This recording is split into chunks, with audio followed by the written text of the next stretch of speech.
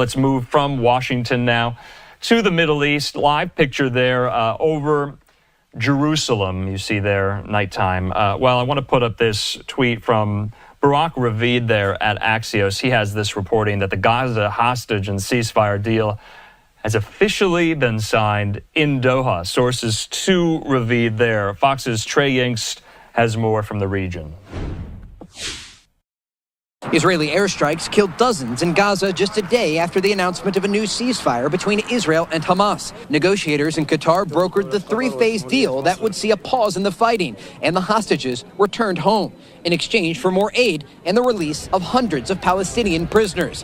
But on Thursday morning, Israeli Prime Minister Benjamin Netanyahu said a last-minute disagreement is delaying his final approval, and he canceled a planned cabinet vote on the deal. The Israeli government wants this deal to be finalized, but it cannot be a deal which is correct in some places and not in others. The sticking point appears to be Israel's demand for a veto over which prisoners would be exchanged for the hostages. Hamas claims that was worked out during the negotiations, and it remains committed to the ceasefire deal. We are now facing a new phase in our proud Gaza, through which we can confirm to the world that we are a free people who build and do not destroy. Netanyahu could be stalling for time to sell the deal to his more conservative coalition partners. Some have threatened to leave the government if the agreement isn't amended, putting Netanyahu in a difficult position as he also faces pressure from the families of hostages to get the deal done. We are, as you said, very much in limbo and extremely concerned that our government is not acting in good enough faith to make this happen. The ceasefire was supposed to go into effect on Sunday, but Netanyahu says there will be no deal until Hamas backs down. In Tel Aviv, Trey Yingst, Fox News. Trey, thanks so much. So Trey filing that report a little bit earlier today. We're getting some new details about whether or not the deal is final, reported by Axios there. Let's talk about all of this with our friend there, Union for Reform Judaism President Rabbi Rick Jacobs. He joins me. Rabbi Jacobs, thanks for being with us. We had to get you on. You and I have discussed this topic so often here. Is the deal final, or are there still outstanding snags, would you say? It seems that there are still some outstanding snags. It may be details of the actual arrangement. You have to remember this is a deal that was largely formulated in May. And it certainly was something we had hoped for in May or June, July, August. And here we are in January. The details matter. The question of which hostages and which prisoners. When we talk about the Palestinian prisoners in Israeli jails, it sounds very benign.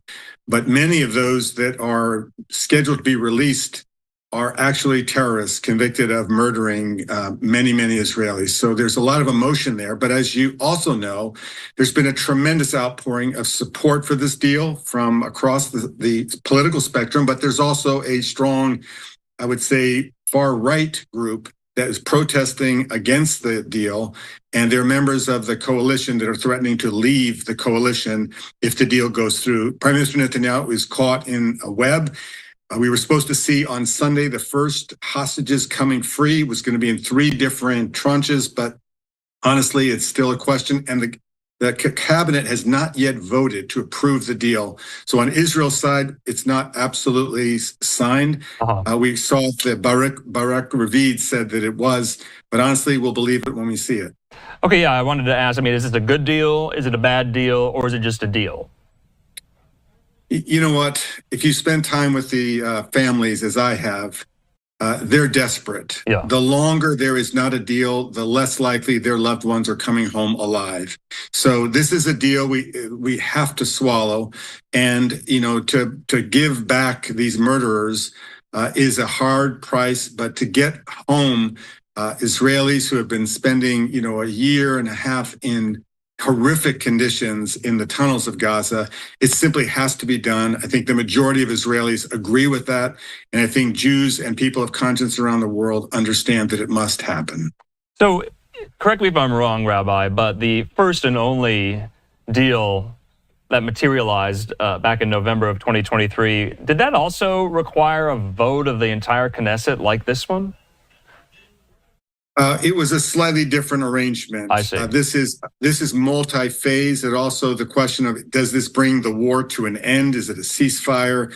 Is it a temporary truce? All those questions have gotten more heightened. Okay. I think we also have to pay attention to the U.S. administration that's been working on this, but credit has to also be given to President-elect Trump. His team, particularly Steve Witkoff, who is his Middle East envoy, has been in Qatar and has been a very important force in bringing the sides together. So a rare expression of partnership between the current American government and the incoming, but for a very noble cause. To the layperson watching who's not familiar with Israeli politics or Jewish tradition even, could you explain, I'm getting this question from a lot of folks, the imbalance, why is it there? Why does Israel only get 33 of the 100 plus hostages still remaining, yet they have to release hundreds of Palestinian prisoners? Why the imbalance? Why would they go for that deal?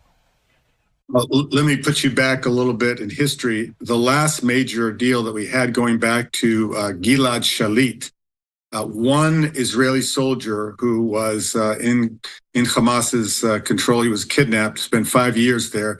They gave 1,000 security prisoners for the one Israeli soldier. I can't explain to you how that kind of proportion is worked out, but what we know is that is the cost, and it's a cost that has to be paid because these are lives of our loved ones. In the Jewish tradition, the redemption of kidnapped individuals is the highest obligation that we have. And so the cost is heavy, but the urgency and the life-saving quality of this deal is a must. So does Hamas live to fight another day after and if phase one is complete? Those are all the big questions, Andrew. After phase one, will there be a phase two? And frankly, you have to remember, Hamas is not a state actor. They're a terrorist organization.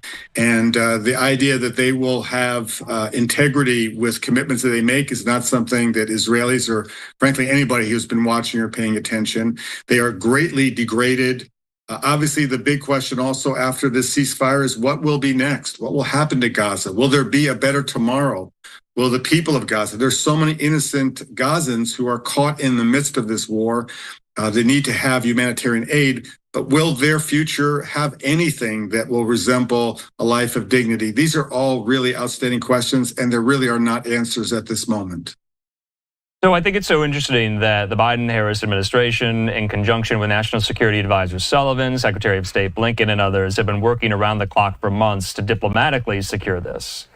And then you have some of these incoming Trump administration officials in the mix, and 5 days before he's sworn in as president, there is a deal on the table, and it's almost finalized. To me, that is quite stunning here. Former Democratic Congressman from New Jersey, Tom Malinowski, he tweeted this today, Rabbi. He said this was Biden's deal, but as much as I hate to say it, he couldn't have done it without Trump. Not so much Trump's performative threats to Hamas, but his willingness to tell Bibi bluntly that the war had to end by January 20th.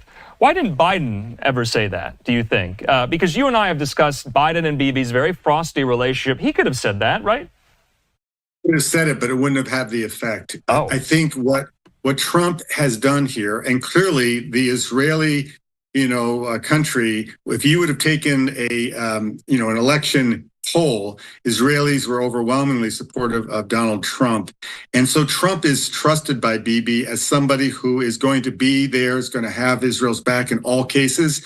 And so when Trump's emissary, Steve Witkoff, said, and Trump directly, Bibi, this is a deal. In fact, the first person to announce the deal was the President-elect Trump. He clearly put the pressure on, and Bibi cannot say no to Donald Trump. And Trump, I think, knows that well. Okay, lastly, though, on Netanyahu, does he survive this politically? You mentioned already that kind of more right-wing members of his coalition have said, we're out if this goes through. So where does he come out of this? I think if you had asked people 1 week after October 7th, did Prime Minister Netanyahu have any chance of enduring another month, another two, another year? The answers would have been absolutely not. He was somebody held responsible for the lack of preparedness But Prime Minister Netanyahu has reinvented his own leadership. He's gained strength. He's gotten a few more seats on the, on the coalition side. But the truth is, I would never count Netanyahu out unless you see it happen. But I do know that it is possible that his government could fall. And that's also what's going on quietly behind the scenes. He's negotiating to keep his coalition together so he can lead another day. I'm not sure if Israelis were all given the choice, they would want him to continue. But at this moment, that is part of the calculation. All right, Rabbi Rick Jacobs, we'll leave it at that. But we are anticipating, and we are on the precipice for Sunday to see some of these really emotional, incredible scenes of the release of some of these hostages. We have not seen that since November of 2023, and it will be very, very tough to see those scenes live. We hope to bring it to our viewers. Rabbi, thanks so much. Thank you.